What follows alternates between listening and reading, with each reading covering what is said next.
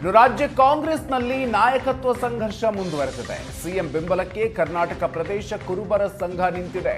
ಇವತ್ತಿನಿಂದ ಜಿಲ್ಲಾ ಕೇಂದ್ರಗಳಲ್ಲಿ ಮುಖ್ಯಮಂತ್ರಿಗಳನ್ನು ಬೆಂಬಲಿಸಿ ಸುದ್ದಿಗೋಷ್ಠಿಯನ್ನು ನಡೆಸೋದಕ್ಕೆ ನಿರ್ಧಾರ ಮಾಡಲಾಗಿದೆ. ಸುದ್ದಿಗೋಷ್ಠಿಯನ್ನು ನಡೆಸಿ ಹೈಕಮಾಂಡ್ಗೆ ಪತ್ರ ಬರೆಯೋದಕ್ಕೆ ನಿರ್ಧರಿಸಿದ್ದಾರೆ. 5 ವರ್ಷ ಸಿದ್ದರಾಮಯ್ಯನವರೇ ಸಿಎಂ ಆಗಿರಬೇಕು ಅಂತ ಒತ್ತಾಯವನ್ನ ಮಾಡಲಿದ್ದಾರೆ. ಇನ್ನು ಸಿಎಂ ಬದಲಾಯಿಸಿದ್ರೆ ಕಾಂಗ್ರೆಸ್ಗೆ ಬುದ್ಧಿ ಕಲಿಸುವುದಾಗಿ ಎಚ್ಚರಿಕೆಯನ್ನು ಕೂಡ ನೀಡುತ್ತಿದ್ದಾರೆ. ಕಾಂಗ್ರೆಸ್ನ ಅಹಿಂದ ಶಾಸಕರಿಗೂ ಕೂಡ ಕುರುಬರ ಸಂಘ ಈ ವಿಚಾರವಾಗಿ ಎಚ್ಚರಿಕೆ ಕೊಟ್ಟಿದೆ. ಅಹಿಂದ ಹೆಸರಲ್ಲಿ ಮತವನ್ನು ಪಡೆದು ಗೆದ್ದಂತಹ ಶಾಸಕರು ಸಿಎಂ ಬೆನ್ನಿಗೆ ನಿಲ್ಲಬೇಕು ಅಂತ ಹೇಳ್ತಾ ಇದ್ದಾರೆ. ಬೆಂಬಲಿಸದೇ ಇದ್ರೆ ಮುಂದಿನ ಚುನಾವಣೆಯಲ್ಲಿ ಸೋಲಿಸುವುದಾಗಿ ಎಚ್ಚರಿಕೆಯನ್ನು ಕೊಡ್ತಾ ಇದ್ದಾರೆ.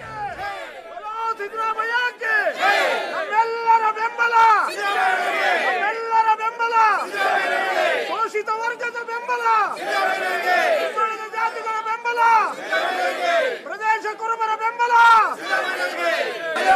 ನಮ್ಮ ಬೆಂಬಲ, ನಮ್ಮ ಬೆಂಬಲ, ನಮ್ಮ ಬೆಂಬಲ, ನಮ್ಮ ಬೆಂಬಲ. ರಾಜ್ಯದಲ್ಲಿ ಸಿಎಂ ಬದಲಾವಣೆ ವಿಚಾರ ಈಗ ಜೋರಾಗಿ ಸದ್ದು ಮಾಡ್ತಾ ಇರುವಂಥದ್ದು. ಒಂದು ಕಡೆ DCM DK ಶಿವಕುಮಾರ್ ಅವರು ಸಿಎಂ ಆಗಬೇಕಾ ಅಥವಾ ಸಿಎಂ ಸಿದ್ದರಾಮಯ್ಯನವರೇ ಸಿಎಂ ಹುದ್ದೆಯಲ್ಲಿ ಮುಂದುವರಿಯಬೇಕಾ ಅನ್ನುವಂಥ ಒಂದು ಚರ್ಚೆ ಈಗ ಜೋರಾಗಿರುವಂಥದ್ದು. ಇವತ್ತು ಕುರುಬ ಸಂಘದಲ್ಲಿ ಇವತ್ತು ಸಭೆಯನ್ನು ಮಾಡಲಾಗಿತ್ತು. ಸಾಕಷ್ಟು ನಿರ್ದೇಶಕರು, ಪದಾಧಿಕಾರಿಗಳು ಮತ್ತು ಜಿಲ್ಲಾ ಅಧ್ಯಕ್ಷರುಗಳು ಈ ಒಂದು ಸಭೆಯಲ್ಲಿ ಭಾಗವಹಿಸಿದರು.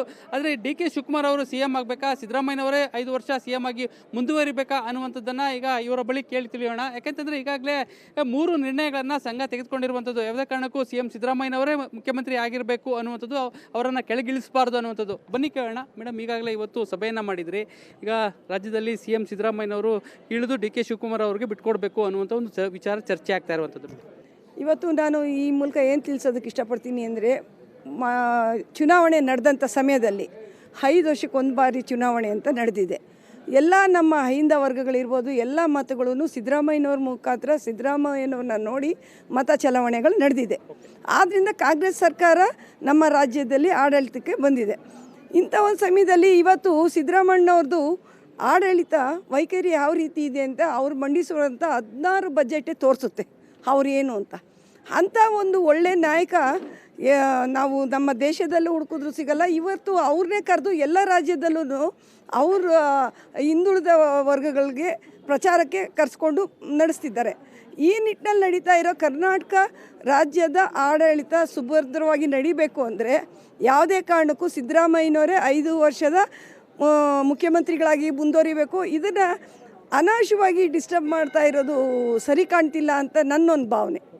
ಇವತ್ತು ಕರ್ನಾಟಕ ರಾಜ್ಯದಲ್ಲಿ 2023ರಲ್ಲಿ ಚುನಾವಣೆ ನಡೆದಂಥ ಸಂದರ್ಭದಲ್ಲಿ 136 ಸೀಟನ್ನು ಗೆಲ್ಲಿಸುವ ಮುಖಾಂತರ ಕಾಂಗ್ರೆಸ್ ಪಕ್ಷ ಹೈಕಮಾಂಡ್ನ ಅಧಿಕಾರಕ್ಕೆ ತರುವ ಮುಖಾಂತರ ಜನ ಆಶೀರ್ವಾದ ಮಾಡಿದ್ದಾರೆ.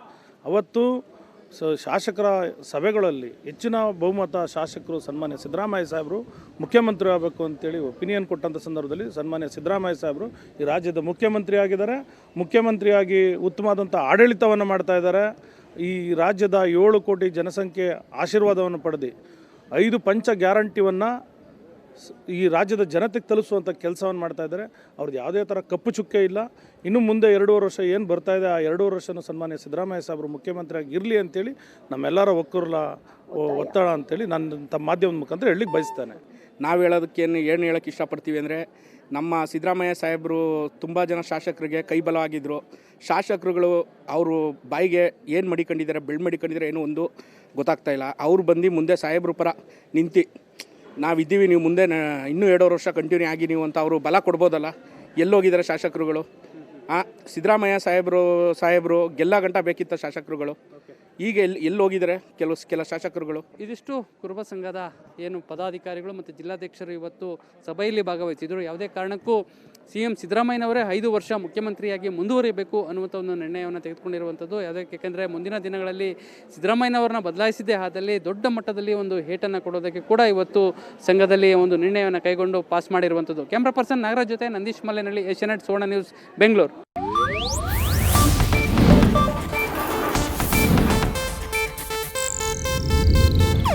ಇದು ಏಷ್ಯಾನೆಟ್ ನ್ಯೂಸ್ ನೆಟ್ವರ್ಕ್ ಪ್ರಸ್ತುತಿ.